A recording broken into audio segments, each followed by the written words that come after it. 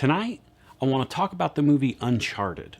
This movie was directed by Ruben Fleischer, who kind of has a handle on the action movies that need to be broken up with a little comedy. He also directed both the Zombieland movies, which have comedy peppered in their otherwise tense story. It stars Tom Holland as Nathan Drake and Mark Wahlberg as Victor Sully Sullivan. It also has Antonio Banderas, who does a really menacing job at being the villain. He played one in The Hitman's Wife's Bodyguard, but this one he definitely sells.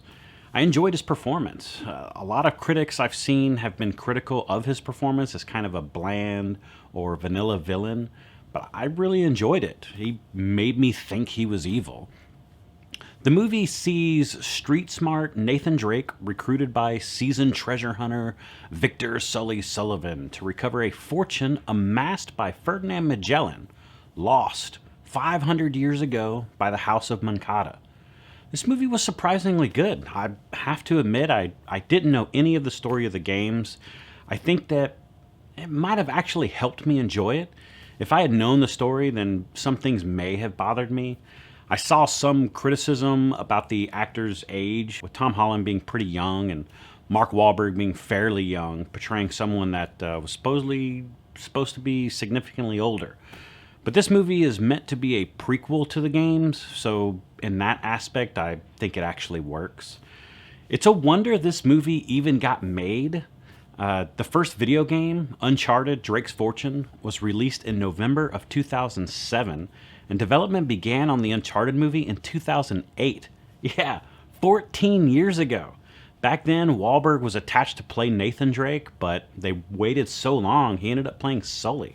So why did it take so long? Many directors and writers and actors were attached at some point. They all dropped out for varying reasons. For some, it was creative differences. Others, it had to do with scheduling. David O. Russell was attached to direct back in 2011 with Wahlberg as Drake and Robert De Niro playing his dad and Joe Pesci playing his uncle. That idea kind of sat there as the studio molded, and in that time, Russell left to direct Silver Linings Playbook. After that, Neil Berger was going to direct. He rewrote the script from scratch. During interviews in 2012, he said that once he was done with the script, they didn't know who would be in the movie and who wouldn't. That actually caused Mark Wahlberg to back out. Then Berger left to direct the movie Divergent.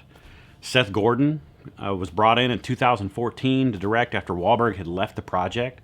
So Chris Pratt was asked to play Drake. He declined. So Gordon left to direct the movie Baywatch.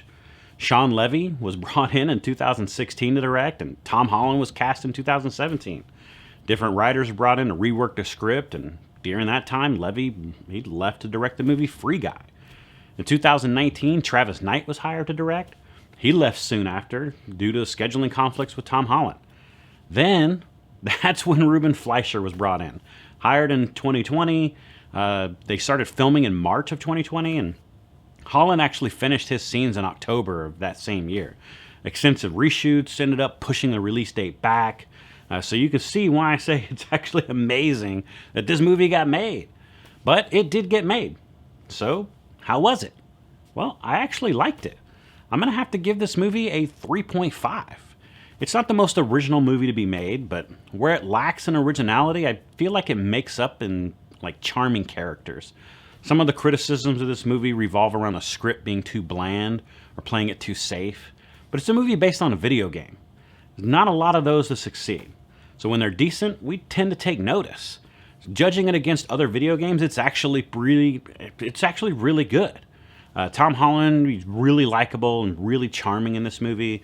I feel like Mark Wahlberg almost is always enjoyable to watch. Even when he's doing something that he shouldn't be, he tends to make you like him anyway. I talked about Antonio Banderas earlier. I really enjoyed him in this movie. I think if he started playing bad guys in movies, he could revitalize his career. Probably not what it was in the 90s, but he'd probably definitely get a lot of roles. Not that he's doing terribly now, but I just enjoy him being on screen. The action's amazing. Some of the fight choreography could have used some work, but it was pretty serviceable. I didn't really think the characters were in danger, but the movie didn't spend too much effort trying to make me think they were either.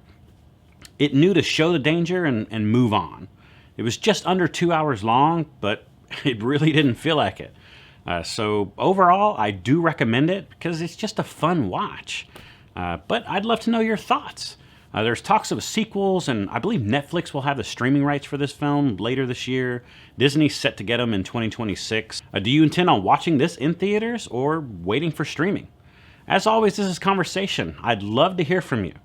So let me know in the comments, and I will see you next time.